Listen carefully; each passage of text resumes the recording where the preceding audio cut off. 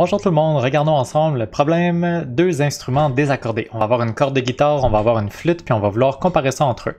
Donc, je vais commencer par écrire mes informations pertinentes, puis ensuite vous expliquer le problème. C'est parti!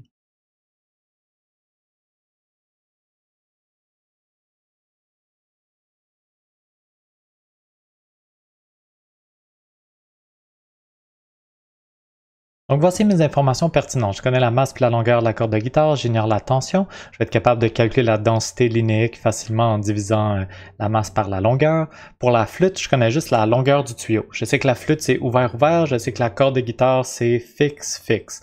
Quand on joue une note sur une corde de guitare ou sur une flûte, ce qu'on entend c'est tout le temps la fréquence fondamentale. Donc, je vais être capable d'établir une relation entre les paramètres de ma corde de guitare puis la fréquence du mode fondamental. Même chose pour la flûte. Puis finalement, je sais qu'il y a un battement entre les deux. Ça veut dire que je connais pas c'est quoi la fréquence de la note pour la corde de guitare ni celle de la flûte pour l'instant. Sauf que je sais que la différence entre les deux va être de 4 Hz. Parce que la fréquence de battement, c'est égal à comme F1 moins F2, la soustraction entre les deux en valeur absolue.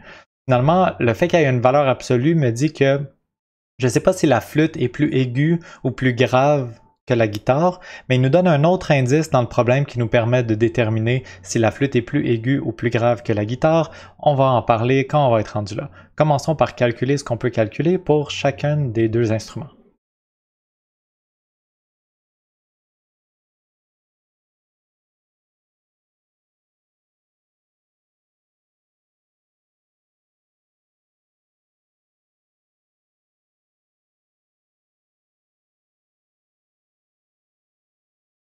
Ok, j'ai fait plein de calculs pour ma corde de guitare. J'ai réussi à trouver dans le fond la densité linéique de la corde. J'ai réussi à trouver la longueur d'onde pour le mode fondamental qui est égal à 2 fois la longueur de la corde. Ensuite, j'ai établi la relation pour la fréquence du mode fondamental. Fréquence égale vitesse sur lambda 1, racine carrée de tension sur la densité. Ici, dans cette équation-là, j'ai deux informations qui sont inconnues. Je connais ni la fréquence que j'entends, puis je connais pas non plus la tension dans la corde, c'est la question A. Donc je vais laisser cette équation-là pour tout de suite. Je vais commencer par me préoccuper un petit peu de la flûte, puis ensuite terminer mon équation avec les informations sur la guitare.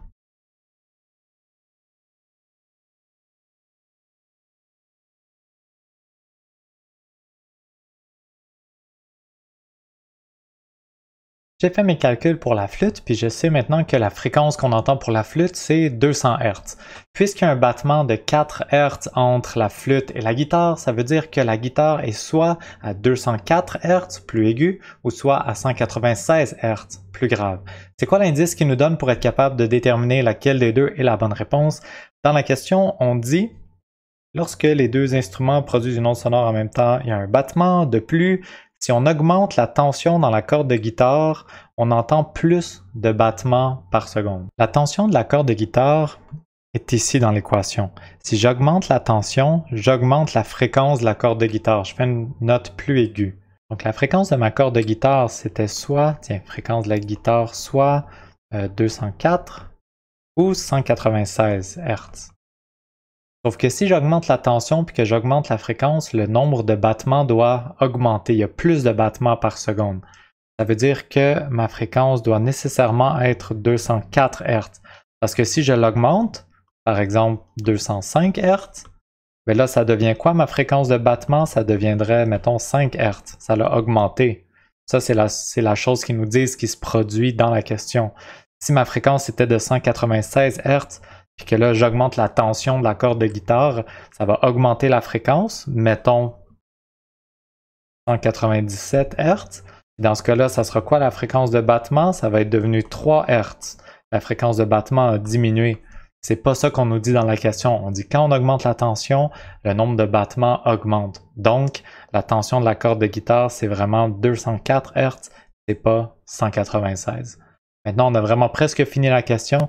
Il reste juste à prendre cette tension de 204 Hz, venir la mettre ici dans mon équation et isoler la tension dans la corde. On fait ça.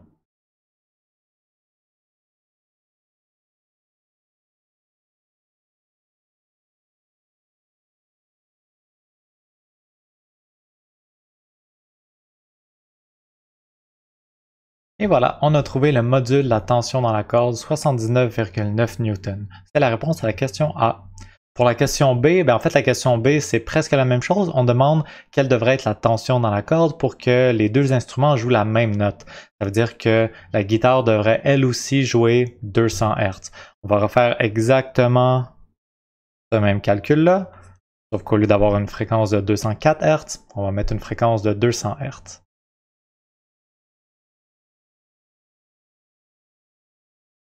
Et voilà, c'est la réponse à la question B. Donc on a juste utilisé une fréquence différente, ça nous a donné une tension légèrement plus faible, ce qui fait que les deux instruments sont maintenant bien accordés un avec l'autre. C'est tout pour cet exercice.